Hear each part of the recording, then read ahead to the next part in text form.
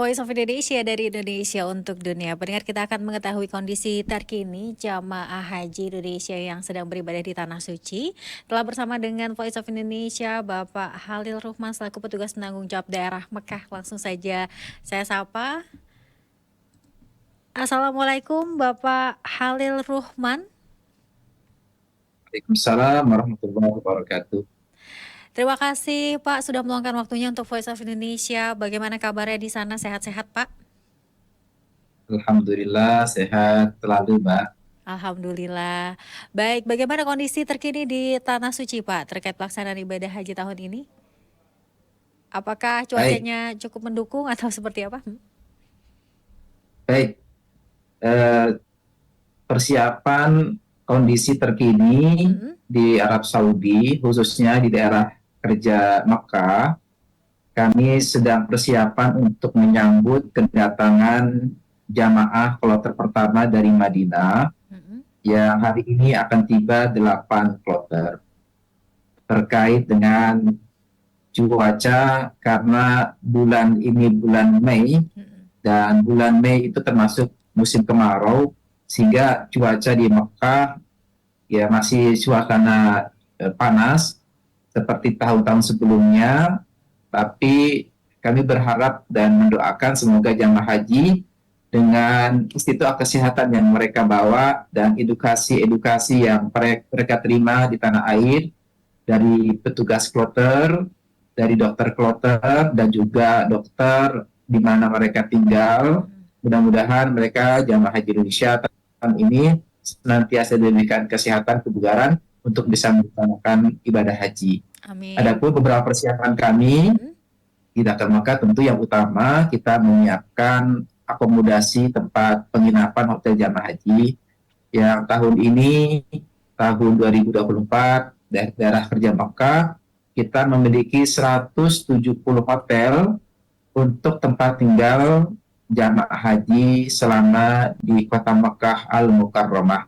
Dan persiapan-persiapan sudah kami lakukan, pengecekan hotel terkait dengan fasilitas dan juga berfungsi fasilitas tersebut bagi jamaah haji yang akan tinggal di kota Mekah Al-Mukarramah. Demikian pula terkait dengan layanan konsumsi juga kita sudah menyiapkan ada 57 penyedia catering Mm-mm. konsumsi untuk jamaah haji selama tinggal di Mekah, dan mereka semua juga sudah mengikuti bimbingan teknis untuk menyajikan masakan sesuai dengan selera Nusantara.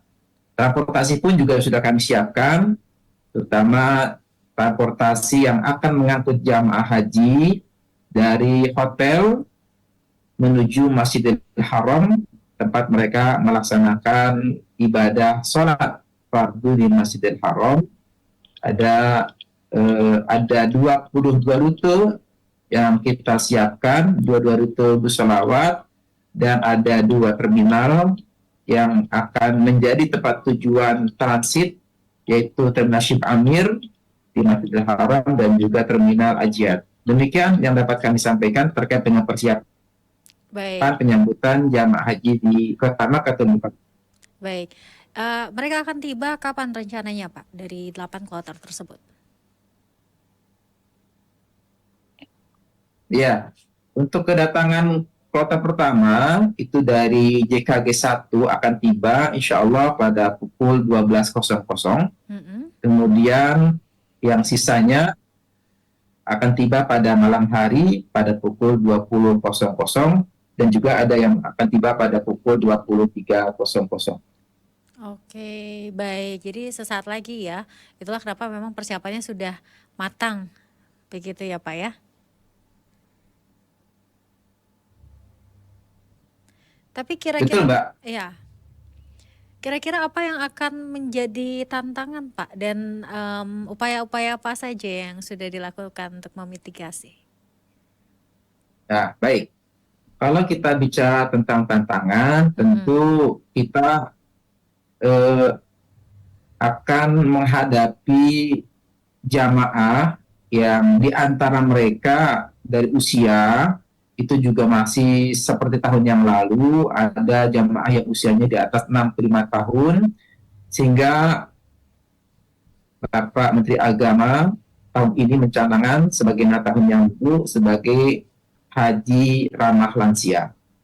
Oleh karena itu, beberapa mitigasi yang sudah kita siapkan terkait dengan untuk pemberian layanan prima kepada jamaah haji yang lansia, kita sudah menyiapkan hotel-hotel yang memang khusus ditempatkan untuk jamaah lansia. Demikian pula sumber daya manusia kita, para petugas-petugas, kita latih untuk menyambut, melayani jamaah lansia. Jadi ada petugas khusus, Mbak. Petugas khusus yang memang mereka dibekali pengetahuan yang memadai untuk bagaimana bisa melayani jamaah yang lansia ini. Karena jamaah lansia punya karakteristik yang berbeda dengan jamaah yang masih normal atau usianya masih di bawah 65 tahun. Demikian Mbak.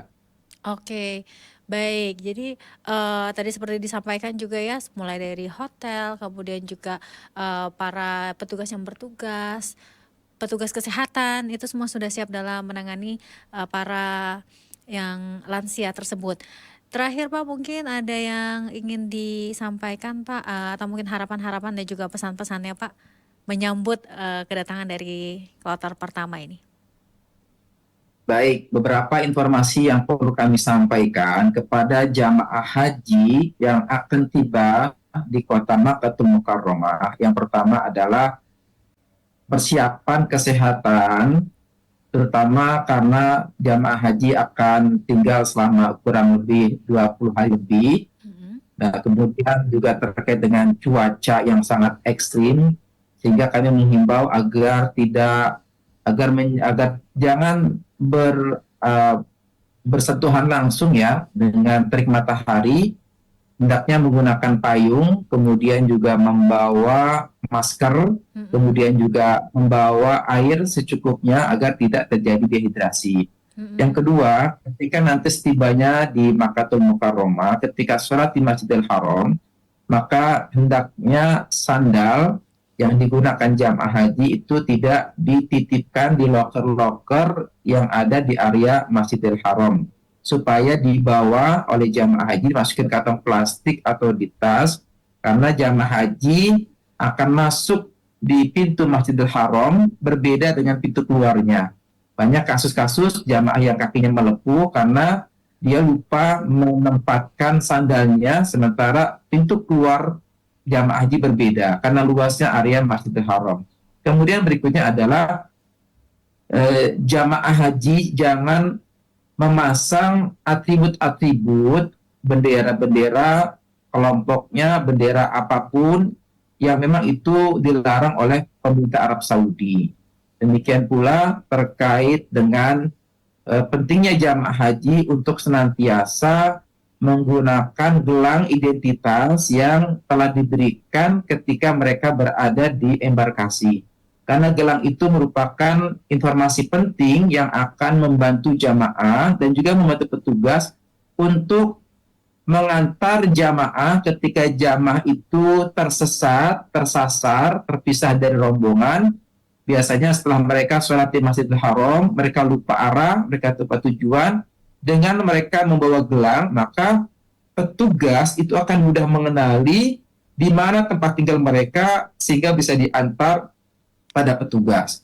Dan kami menghimbau kepada jamaah haji Indonesia, jangan sungkan, jangan malu untuk minta tolong kepada petugas yang tersebar baik di area Masjidil Haram ataupun petugas yang ada di sektor-sektor, di hotel-hotel jamaah, jika mereka membutuhkan bantuan, baik bantuan terkait dengan akomodasi, kemudian terkait dengan fasilitas layanan akomodasi, terkait dengan kebutuhan mereka untuk konsumsi, ataupun terkait dengan layanan transportasi dan informasi-informasi lainnya yang mereka butuhkan, termasuk terkait dengan bimbingan ibadah haji mereka kepada para konsultan, para kiai, yang tersebar di sektor-sektor ataupun di hotel-hotel jamaah haji Indonesia. Demikian yang dapat kami sampaikan, Mbak.